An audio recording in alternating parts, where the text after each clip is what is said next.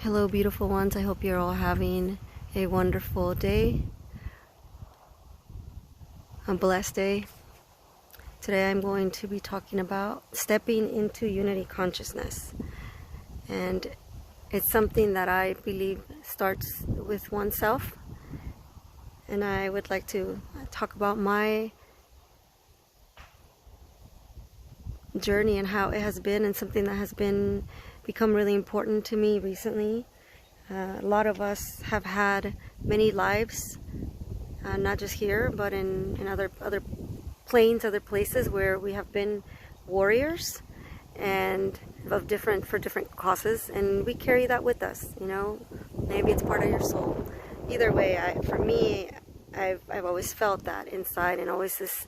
I've always had my arms up. I've always been ready for a battle, and it's been for me such a relief to just finally put my weapons down and to just realize that I have no one to fight other than I've been fighting myself this whole time.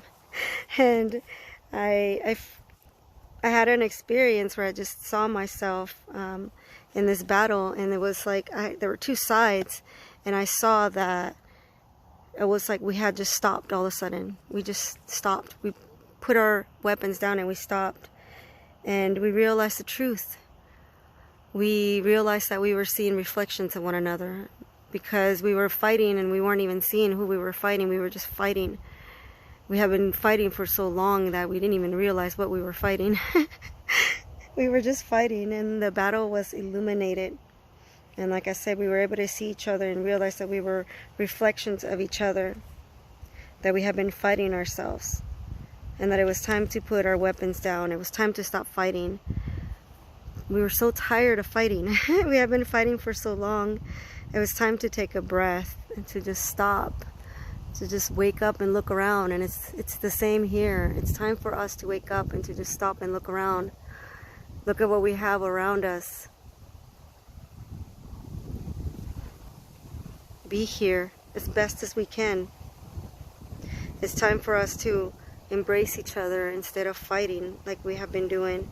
It's time for us to forgive each other instead of resenting each other, holding ourselves in bondage. Because realize that when you don't forgive another, and when you are in resentment for another or with another, you are actually holding yourself in bondage, and you're holding them in bondage. And it's time for us to break those chains. It's time for us to be free.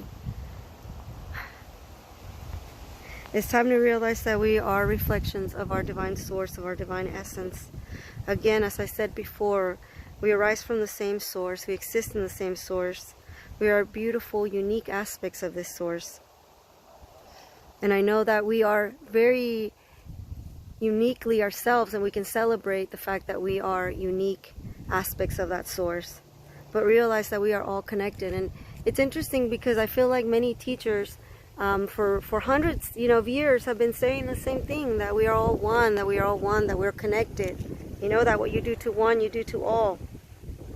And we keep on repeating the same teaching. This is not a metaphor. This is not symbolic.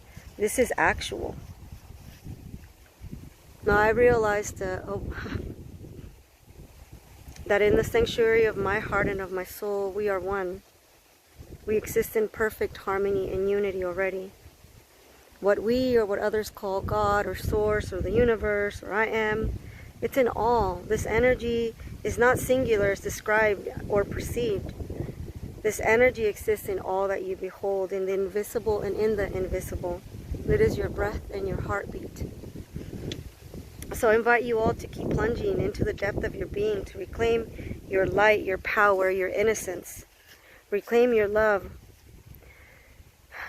See what you push behind, what you're so afraid to see. Knowing that you don't have to be afraid of the shadows that are but reflections. Remember that you are never without light.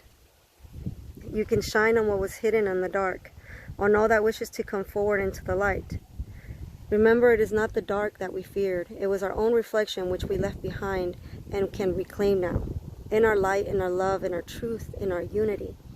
We can bring the light to the shadows, to the dark, and we can allow love, unity to lead the way, to show us the way, to illuminate all. It's time we heal and we start mending bridges. It's time we start working together. We have a higher purpose together. We are so powerful when we work together. So, so powerful. It is time we heal our wounds, our battles, our conflicts, betrayal, anything that we participated in or were a receiver of. We can now finally heal that. The energies around us are supporting that. And we can also remember that we have so much help all around us that we can invite that help. Their ancestors, their family.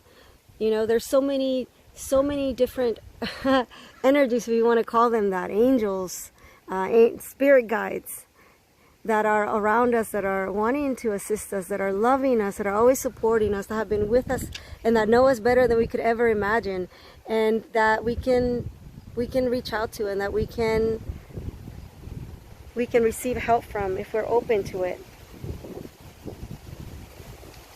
And so I'm here to remind us that we can choose peace, we can choose love, we can choose unity individually, and then act it out in your everyday life. Be the embodiment of that unity, of that love that exists in all. We can heal from what was, and we can start anew. We can choose to allow for the healing of this planet, of this universe, of all that has been. Again, we are here to be of service to you, beautiful beings. We thank you, honor you, and hold you in the highest love, light, and grace. Reminding you of the power that you are, of the, that you have within. And reminding you that it is time to put weapons down and to instead open up our arms to embrace one another, to help one another, to uplift one another. We all have the potential to do that. We all have the potential to help those around us who may be needing assistance, and to help ourselves. If we can't help another, we can help ourselves. Be kind to yourself. Do something loving for yourself today. I love you, and